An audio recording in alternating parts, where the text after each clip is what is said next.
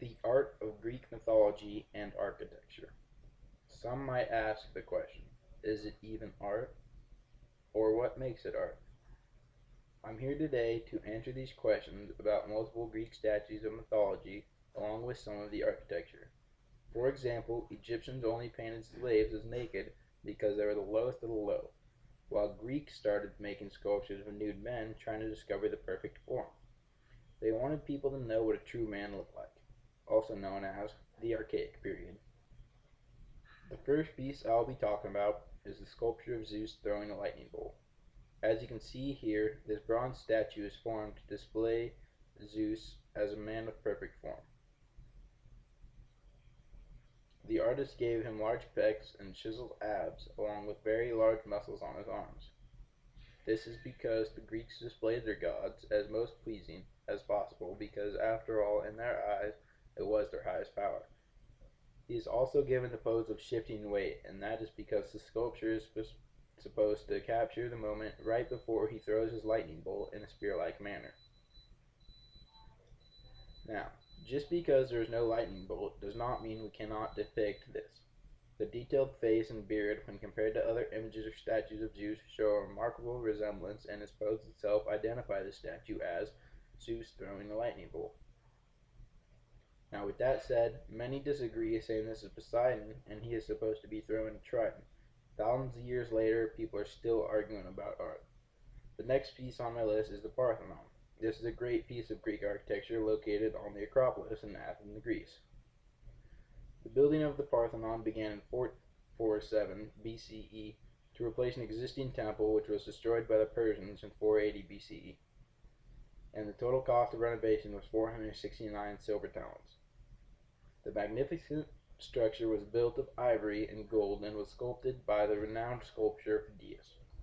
As with most buildings on the Acropolis, it was dedicated to Athena to thank the goddess for their success.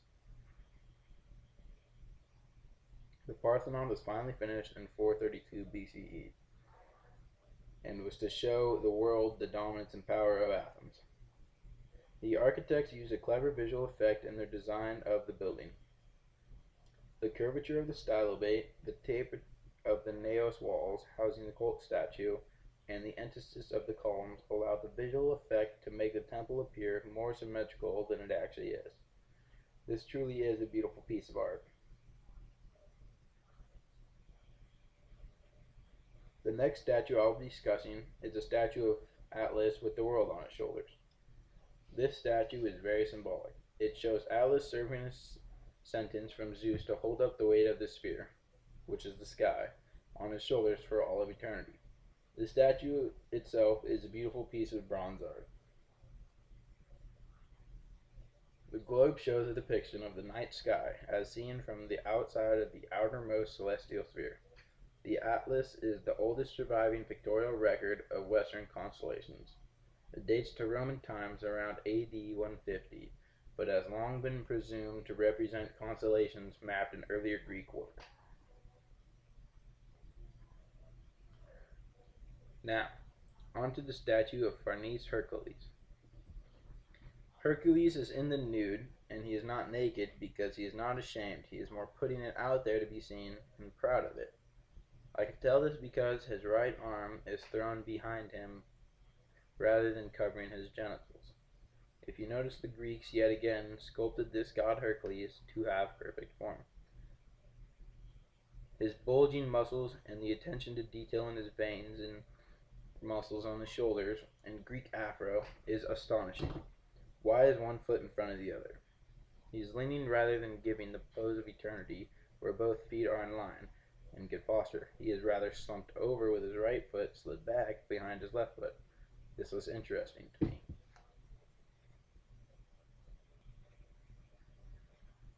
The statue of Zeus at Olympia. The statue of Zeus at Olympia is a 13-meter statue characterized by a giant seated figure. It was built by a Greek sculptor named Phidias and is currently erected at the Temple of Zeus in Olympia, Greece. The statue is made of ivory and wood and depicts Greek god Zeus sitting on a cedar wood throne festooned with ivories, golds, ebonies, and other precious stones. It is considered today as one of the seven wonders of the ancient world. The statue of Athena Parthenos. Athena Parthenos was the name given to a gigantic statue of the Greek goddess Athena, discovered inside the Parthenon in Athens. Made of silver, ivory, and gold, it was sculpted by the renowned ancient Greek sculptor Phidias and is considered today as the most famous cult image of Athens. It was ruined by a fire that took place in 165 BCE, but was repaired and housed again in Parthenon in the 5th century. The Greeks developed three architectural column systems called orders, each with their own distinctive proportions and detailing. The Greek orders are Doric, Ionic, and Corinthian. Doric. The Doric style is rather sturdy and its top, the capital, is plain. This style was used in mainland Greece and the colonies in southern Italy and Sicily. Ionic. The Ionic style is thinner and more elegant. Its capital is decorated with a scroll-like design, volute. This style is found in eastern Greece and the islands. Corinthian. The Corinthian style is seldom used in the Greek world, but often seen on Roman temples. Its capital is very elaborate and decorated with acanthus leaves. You can spot Corinthian columns because they are the most decorated and they are very, very detailed. The Corinthian order was also the most ornate of the classic orders of architecture. It was also the latest, not arriving at full development until the middle of the 4th century BC. The oldest known example, however, is found in the Temple of Apollo at Bacchae, which was 420 BC. The Greeks made little use of the order. The chief example is the circular structure at Athens known as the Choragic Monument of Lysocrates, 335 BC. The Temple of Zeus at Athens started in 2nd D century BC and completed by Emperor Hadrian in the 2nd century. Was perhaps the most notable Corinthian of the Corinthian temples. Since you already know about the Archaic period, let me tell you about the Classical and the Hellenistic periods. From about 500 BC, statues began to depict real people. The statues of Harmodius and Aristogiton set up in Athens to mark the overthrow of the tyranny and were said to be the first public monuments to actual people.